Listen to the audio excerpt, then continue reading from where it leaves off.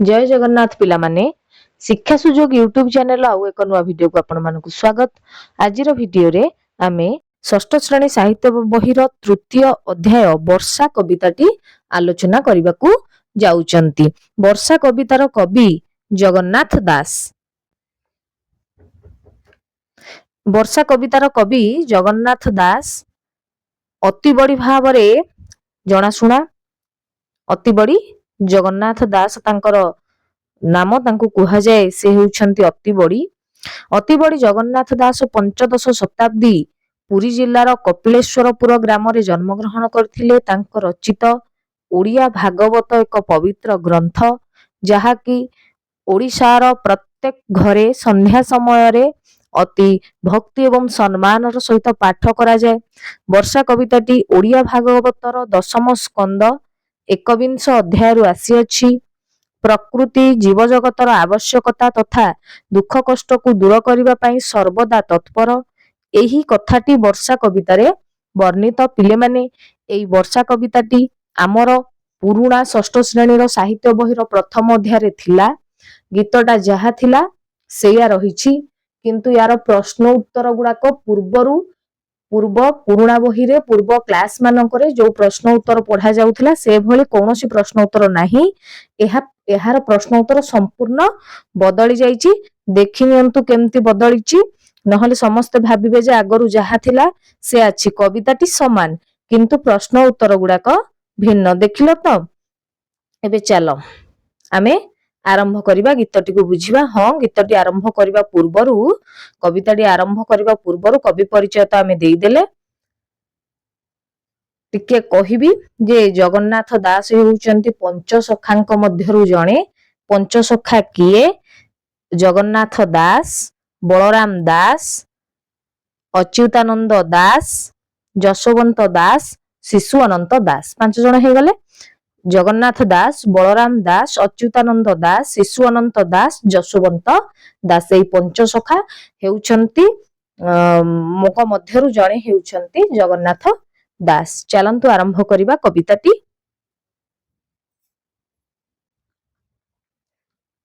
एमंत ग्रीष्म काल गला बरसा ऋतु प्रकाशिला।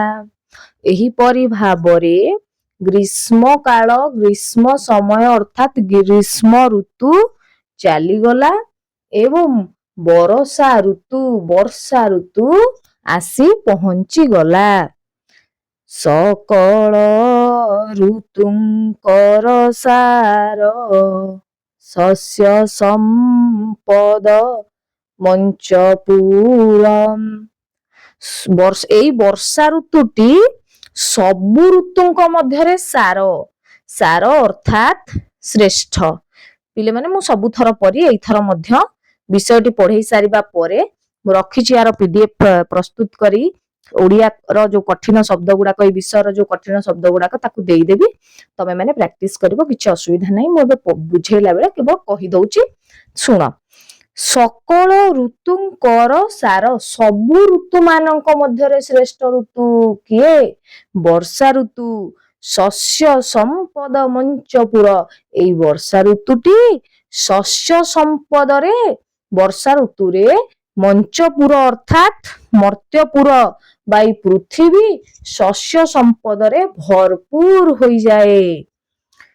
मेघे मिलिले शून्य पथे बिजुली शबद संगते। पुणी कवि कहउचंती एई वर्षा ऋतु रे मेघ माने शून्य पथ अर्थात आकाश रे एकत्रित हेले, एकाठी हेले। केमिति एकाठी हेले ना बिजुली शबद संगते। बिजुली शब्द सहित शून्य पथ बा आकाश रे मेघ माने एकाठी हेले। महिमंडल दुख चाहि जल छाड़िला तोष होई। आउ कौन हेला ना महिमंडल अर्थात मही माने पृथ्वी।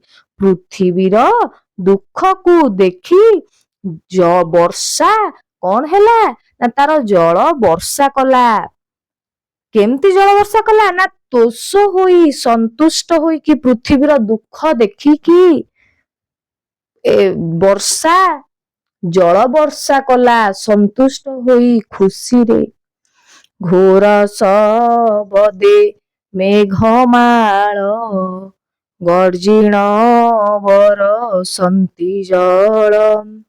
ଘୋର ଗର୍ଜନ କରି ଘୋର ଶବ୍ଦ କରିକି ମେଘମାନେ ଗର୍ଜନ କରି ଜଳ ବର୍ଷା କଲେ। ତ ଆଉ ଥରେ ଟିକେ ଭଲ ଭାବରେ ଦେଖିଦବା ଏଇ ପାରାର ଅର୍ଥଟା। ଏଇପରି ଭାବରେ ଗ୍ରୀଷ୍ମ ଋତୁ ଶେଷ ହୋଇଗଲା, ଚାଲିଗଲା। ପିଲାମାନେ କୋଉ କୋଉ ଋତୁ ଗୁଡାକ ଗ୍ରୀଷ୍ମ ଋତୁ? ଗ୍ରୀଷ୍ମରେ ଗ୍ରୀଷ୍ମେ ବୈଶାଖ ଜ୍ୟେଷ୍ଠ ମାସ ପ୍ରଚଣ୍ଡ ରୌଦ୍ର ପରକାଶ। ଗ୍ରୀଷ୍ମ ଋତୁଟା ହଉଛି ବୈଶାଖ ଏବଂ ଜ୍ୟେଷ୍ଠ ମାସକୁ ଗ୍ରୀଷ୍ମ ଋତୁ କୁହାଯାଏ। କିନ୍ତୁ ପିଲାମାନେ ବର୍ଷା ଋତୁ ଯୋଉ ଆଷାଢ ଆଉ ଶ୍ରାବଣ ମାସକୁ ଛାଡିଦେଲା ପରେ ଯୋଉତକ ଦିନ ବର୍ଷା ହଉଛି ତାକୁ ଛାଡିଦେଲା ପରେ ଶୀତ ଋତୁଟା ଥଣ୍ଡା ଲାଗିଲା, କିନ୍ତୁ ଅନ୍ୟ ସବୁ ସମୟ ଗୁଡାକ କଣ ଗରମ ହିଁ ତ ଲାଗୁଛି ନା। ଆଚ୍ଛା, ଏଇପରି ଭାବରେ ଗ୍ରୀଷ୍ମ ଋତୁ ଚାଲିଗଲା ଏବଂ ବର୍ଷା ଋତୁ ପ୍ରକାଶିତ ହେଲା, ତାର ପ୍ରଭାବ ବିସ୍ତାର କଲା। ସବୁ ଋତୁ ମାନଙ୍କ ମଧ୍ୟରେ ଏଇ ବର୍ଷା ଋତୁ ହେଉଛି ଶ୍ରେଷ୍ଠ ଋତୁ। ଏଇ ବର୍ଷା ଋତୁରେ ଶସ୍ୟ ସମ୍ପଦରେ ଆମର ପୃଥିବୀ ଭରପୁର ହେଇଯାଏ। ମେଘମାନେ ଏଇ ସମୟରେ ଏଇ ବର୍ଷା ଋତୁରେ ଶୂନ୍ୟ ପଥ ବା ଆକାଶରେ ଏକତ୍ରିତ ହୁଅନ୍ତି।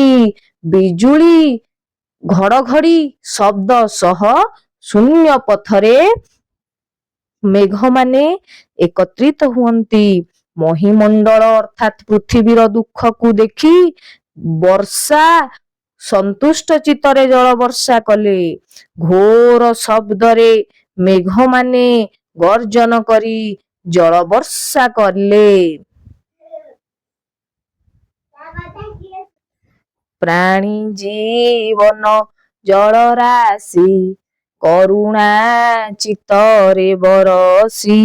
ଅର୍ଥାତ୍ ପ୍ରାଣୀ ମାନଙ୍କର ଜୀବନ ଜଳ ରାଶିକୁ ନେଇକି ସୃଷ୍ଟି ହେଇଥାଏ। ଜଳର ଅନ୍ୟ ନାଁ ତ ଜୀବନ, ସେଇଥିପାଇଁ ଜଳ ବିନା ଜୀବନ ସମ୍ଭବ ନୁହେଁ।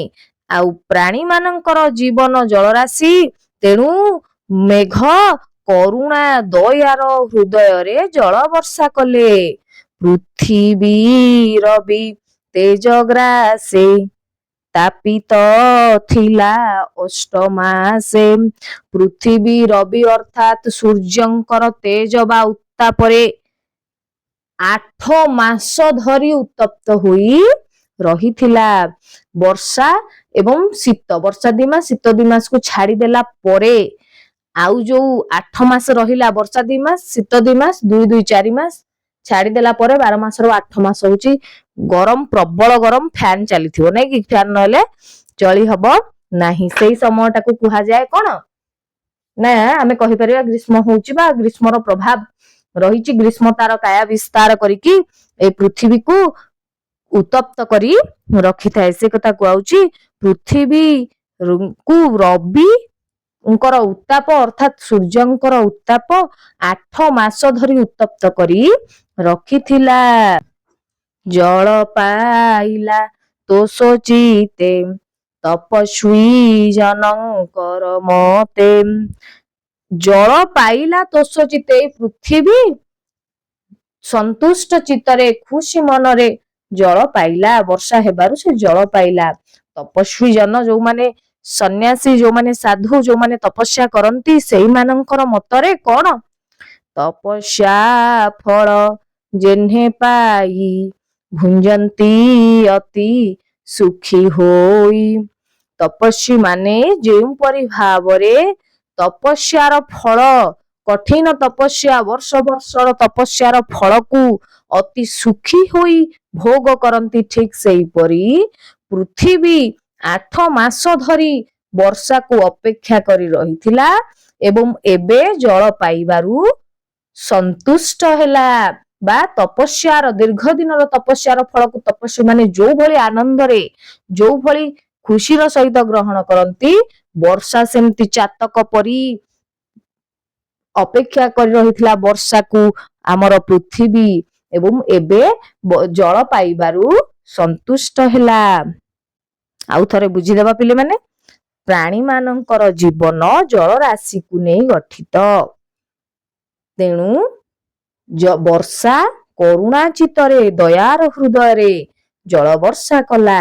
ପୃଥିବୀ ରବି ବା ସୂର୍ଯ୍ୟଙ୍କର ତେଜରେ 8 ମାସ ଧରି ଉତ୍ତପ୍ତ ହୋଇ ରହିଥିଲା। ଏବେ ସନ୍ତୁଷ୍ଟ ଚିତ୍ତରେ ଜଳ ପାଇ ଖୁସି ହେଲା।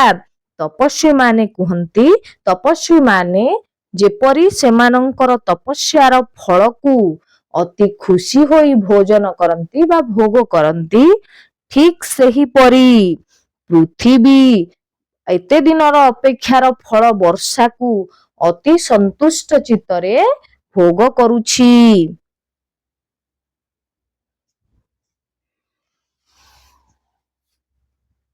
ଖଦ୍ୟୋତ କୀଟ ନିଶାମୁଖେ ଜଗତ ଆବୋରିଲେ ସୁଖେ। ଖଦ୍ୟୋତ କୀଟ ନିଶାମୁଖ ଅର୍ଥାତ୍ ସନ୍ଧ୍ୟା ସମୟରେ ଜୁଳୁଜୁଳିଆ ପୋକମାନେ ଏଇ ଜଗତକୁ ଆବୋରିଲେ, ଆବୋରିଲେ ଅର୍ଥାତ୍ ଢାଙ୍କି ଦେଲେ, ଘୋଡେଇ ଦେଲେ। କେମିତି ନା ସୁଖରେ, ଯେତେବେଳେ ବର୍ଷା ହୁଏ ସେଇ ସମୟରେ ସନ୍ଧ୍ୟା ବେଳେ ଜୁଳୁଜୁଳିଆ ପୋକମାନେ ତାଙ୍କର ଉପଦ୍ରବ ଆରମ୍ଭ କରିଦିଅନ୍ତି। ଜୁଳୁଜୁଳିଆ ପୋକ, ତା ସହିତ ଝଡି ପୋକ, ଯୋଉଗୁଡାକ ବର୍ଷା ଦିନେ ଯୋଉ ପୋକ ଗୁଡାକ ଉଡି ବୁଲନ୍ତି, ସେମାନେ କଣ କରନ୍ତି, ଯୁଆଡେ ଦେଖିଲେ ସିଆଡେ ଭର୍ତ୍ତି ହେଇଯିବେ ରାତି ସମୟରେ। ଏଇ ବର୍ଷା ଋତୁରେ ହିଁ ସେମାନଙ୍କର ଉପଦ୍ରବ ଦେଖିବାକୁ ମିଳେ। ମଣ୍ଡୁକେ ମେଘ ନାଦ ଶୁଣି ଗର୍ଜନ୍ତି ଆବୋରିଣ ପାଣି। ମଣ୍ଡୁକେ ମାନେ ବେଙ୍ଗ ମାନେ, ବେଙ୍ଗ ମାନେ ମେଘର ଗର୍ଜନ, ନାଦ ମାନେ ଗର୍ଜନକୁ ଶୁଣି ଗର୍ଜନ୍ତି ଆବୋରିଣ ପାଣି। ବର୍ଷା ସମୟରେ ବେଙ୍ଗମାନେ ତାଙ୍କର କେଁକଟର ରାବ ଦିଅନ୍ତି। ପାଣି ଭିତରେ ରହି ପାଣିକୁ ଆବୋରି, ପାଣିକୁ ଢାଙ୍କି ରଖି ବର୍ଷା ହଉଥିବା ସମୟରେ ତାଙ୍କର କେଁକଟର ରାବ ଛାଡନ୍ତି। ଅଳପ ନଦୀ ଏପୁରିଲେ ଲହରୀ ମତେ ଉଛୁଳିଲେ। ଅଳ୍ପ ନଦୀ, ନଦୀ ଗୁଡାକ ଗ୍ରୀଷ୍ମର ପ୍ରଭାବରୁ, ସୂର୍ଯ୍ୟଙ୍କ ଉତ୍ତାପରୁ ବାଷ୍ପୀଭବନ ପ୍ରକ୍ରିୟାରେ ନଦୀ, ନାଳ, ପୋଖରୀ, ଗାଡିଆର ଜଳ ସମ୍ପୂର୍ଣ୍ଣ ଶୁଷ୍କ ହେଇଯାଇଥାଏ। ବର୍ତ୍ତମାନ ଜଳ ବର୍ଷା ହେବାରୁ ନଦୀ ଗୁଡାକ ପୂର୍ଣ୍ଣ ହୋଇଗଲେ, ପୁରି ଉଠିଲେ ଏବଂ ନଦୀରେ ଲହରୀ ଆସିବାକୁ ଲାଗିଲା। ଆଉ ଥରେ ବୁଝିଦେବା ପିଲାମାନେ, ସନ୍ଧ୍ୟା ସମୟରେ ବର୍ଷା ଋତୁରେ ଜୁଳୁଜୁଳିଆ ପୋକ ଗୁଡାକ ଏଇ ଜଗତକୁ, ପୃଥିବୀକୁ, ସବୁ ସ୍ଥାନକୁ ଢାଙ୍କିକି ରଖନ୍ତି, ଘୋଡେଇକି ରଖନ୍ତି।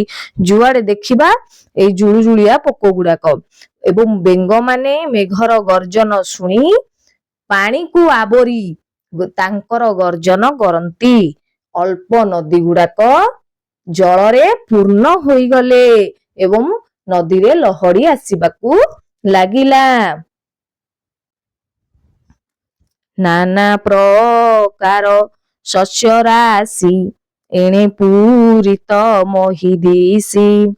ବିଭିନ୍ନ ପ୍ରକାର ଶସ୍ୟ ରାଶିରେ ପୃଥିବୀ ସମ୍ପୂର୍ଣ୍ଣ ଭାବରେ ଭରପୁର ହୋଇ ଉଠେ। ଯଦି ଦେଖିବା ପନିପରିବା ଗଛ ଲତାରେ ଶସ୍ୟ ଶ୍ୟାମଳା ହେଇଯାଏ କେବେ, ବର୍ଷା ଋତୁରେ। ତେଣୁ ସେଇ କଥା କୁହାଯାଉଛି, ବିଭିନ୍ନ ପ୍ରକାର ଶସ୍ୟ ରାଶିରେ ଏ ପୃଥିବୀ ପୁରିଲା ପୁରିଲା ଦିଶେ। ଛତୁ ଯେ ଛତ୍ର ପ୍ରାୟ ହୋଇ ରାଜାର ପ୍ରାୟ ଦିଶେ ମହି। ଛତୁ ଛତ୍ର ପରି, ଛତା ଭଳି ହୋଇଥାଏ। ଏଇ ବର୍ଷା ଋତୁରେ ଅଧିକ ଛତୁ ସବୁ ସ୍ଥାନରେ ବିଭିନ୍ନ ପ୍ରକାର ଛତୁ ଫୁଟିଥାଏ।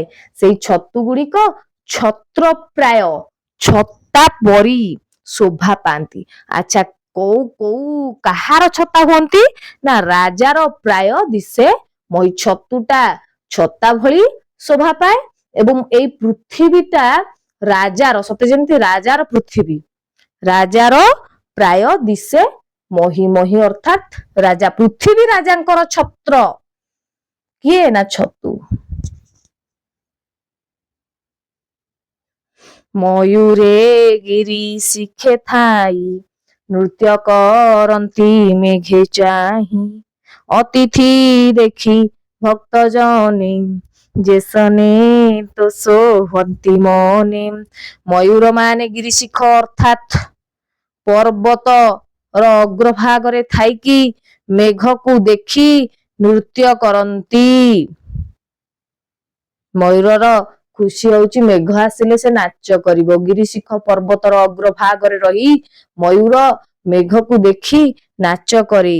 କେମିତି ମେଘକୁ ଦେଖି ନାଚ କରେ? ଅତିଥି ଦେଖିଲେ ଭକ୍ତ ମାନେ ଯେମିତି ତୋଷ ହୁଅନ୍ତି, ସନ୍ତୁଷ୍ଟ ହୁଅନ୍ତି, ଖୁସି ହୁଅନ୍ତି। ଅତିଥିକୁ ଦେଖିଲେ ଭକ୍ତ ମାନେ ଯେପରି ସନ୍ତୁଷ୍ଟ ହୁଅନ୍ତି ସେହିପରି ଭାବରେ ମୟୂର ମେଘକୁ ଦେଖି ଖୁସିରେ ନାଚି ଉଠେ। ଏଠି ଅତିଥି କିଏ? ନା ଯିଏ ଖବର ନ ଦେଇ ଆସେ।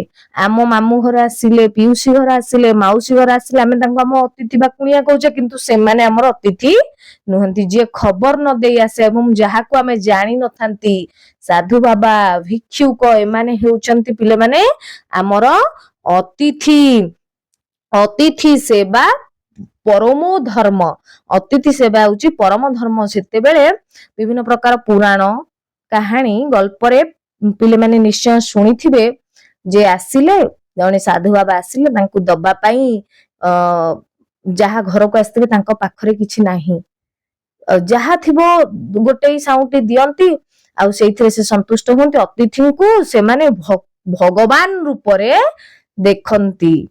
ଅତିଥିଙ୍କର ମହତ୍ଵ ଅଧିକ। ଏଇଠି ସେଇ ସନ୍ନ୍ୟାସୀ ଯୋଉ ଅରଣ୍ୟରେ ତପସ୍ୟା କରନ୍ତି ସନ୍ନ୍ୟାସୀ ମାନେ ତାଙ୍କ ପାଖକୁ ମଧ୍ୟ ଆସନ୍ତି, ବିଶ୍ରାମ ନିଅନ୍ତି, ତାଙ୍କୁ ଖାଇବା ମାଗନ୍ତି, ରହିବା ପାଇଁ ଆଶ୍ରୟ ମାଗନ୍ତି। ସେମାନେ କେବେ ମନା କରନ୍ତିନି। ଏଇମାନେ ହିଁ ହେଉଛନ୍ତି ଅତିଥି, ଏଇମାନେ ହିଁ ଭଗବାନ। ଅତିଥିଙ୍କୁ ସେମାନେ ଦେବତାଙ୍କ ଦୃଷ୍ଟିରେ ଦେଖନ୍ତି। ଏହାର ସାରମର୍ମ ହଉଛି ମୟୂର ମାନେ ପର୍ବତ ଉପରେ ମେଘକୁ ଦେଖି ନାଚ କରନ୍ତି। ଯେମିତି ଅତିଥିକୁ ଦେଖି ଖୁସିରେ ଭକ୍ତର ହୃଦୟ ନାଚି ଉଠେ, ସେହିପରି ଭାବରେ ଏଇଠି ଅତିଥି ହେଉଛନ୍ତି ଦେବତା। କାହାର? ନା ଯାହାଙ୍କ ପାଖକୁ ଅତିଥି ଯାଇଥିବେ।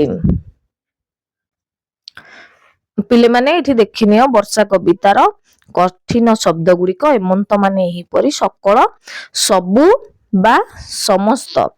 ସାର ମାନେ ଶ୍ରେଷ୍ଠ, ମଞ୍ଚପୁର ମର୍ତ୍ତ୍ୟପୁର, ଶୂନ୍ୟ ପଥେ ଆକାଶରେ, ମହି ମାନେ ପୃଥିବୀ, ଧରିତ୍ରୀ ଧରା, ବସୁଧା ବସୁନ୍ଧରା ବସୁମତୀ, କ୍ଷମା ରସା ମେଦିନୀ, ଅବନୀ ଧରଣୀ।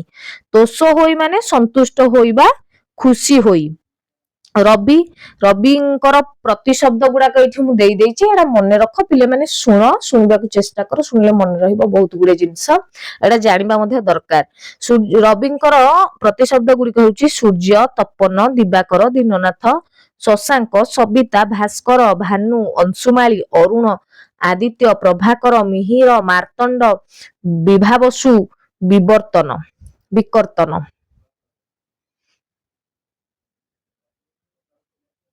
ବିକର୍ତ୍ତନ, ଏଟା ହଉଛି ବିକର୍ତ୍ତନ। ସୂର୍ଯ୍ୟଙ୍କର ଆଉ ଗୋଟେ ନାଁ ହଉଛି ବିକର୍ତ୍ତନ। ବିବର୍ତ୍ତନ ଲେଖା ହେଇଯାଇଛି, ଟିକେ ଦେଖିନେବେ। ତେଜ ମାନେ ଉତ୍ତାପ, ତାପିତ ଥିଲା, ଉତ୍ତପ୍ତ ହୋଇଥିଲା। ଅଷ୍ଟମାସ, 8 ମାସ, ଭୁଞ୍ଜନ୍ତି ଭୋଜନ କରନ୍ତି, ଖଦ୍ୟୋତ ଜୁଳୁଜୁଳିଆ ପୋକ, ନିଶାମୁଖ ସନ୍ଧ୍ୟା ବେଳ, ଆବୋରିଲେ ଘୋଡାଇଲେ, ମଣ୍ଡୁକେ ବେଙ୍ଗ ମାନେ, ନାଦ ମାନେ ଶବ୍ଦ, ଆବୋରିଣ ମାନେ ଢାଙ୍କି ବା ଘୋଡାଇ, ଛତ୍ର ମାନେ ଛତା, ଗିରିଶିଖ ମାନେ ପର୍ବତର ଅଗ୍ରଭାଗ, ଯେସନେ ଯେପରି, ତୋଷ ମାନେ ସନ୍ତୁଷ୍ଟ ବା ଖୁସି, ହୁଅନ୍ତି ମାନେ ହୁଅନ୍ତି। ତ ପିଲାମାନେ ଏଇଠି ଆମର ଷଷ୍ଠ ଶ୍ରେଣୀ ନୂଆ ସାହିତ୍ୟ ବହିର ତୃତୀୟ ଅଧ୍ୟାୟ ବର୍ଷା କବିତାଟି ଆମେ ସମ୍ପୂର୍ଣ୍ଣ ଭାବରେ ବୁଝିଦେଲେ। ପରବର୍ତ୍ତୀ ସମୟରେ ୟା ଉପରେ ଆମର ଅଭ୍ୟାସ ପ୍ରଶ୍ନ ଉତ୍ତର ଆସିବ। ଆମ ଶିକ୍ଷା ସୁଯୋଗ ୟୁଟ୍ୟୁବ ଚ୍ୟାନେଲକୁ ନିଶ୍ଚୟ ସବସ୍କ୍ରାଇବ କରନ୍ତୁ, ଲାଇକ୍ କରନ୍ତୁ, ସାଙ୍ଗମାନଙ୍କ ସହିତ ସେୟାର କରନ୍ତୁ, କମେଣ୍ଟ ବକ୍ସରେ ନିଜର ମତାମତ ଦେବାକୁ ଭୁଲନ୍ତୁ ନାହିଁ। ଭିଡିଓଟିକୁ ଶେଷ ପର୍ଯ୍ୟନ୍ତ ଦେଖିଥିବାରୁ ଧନ୍ୟବାଦ।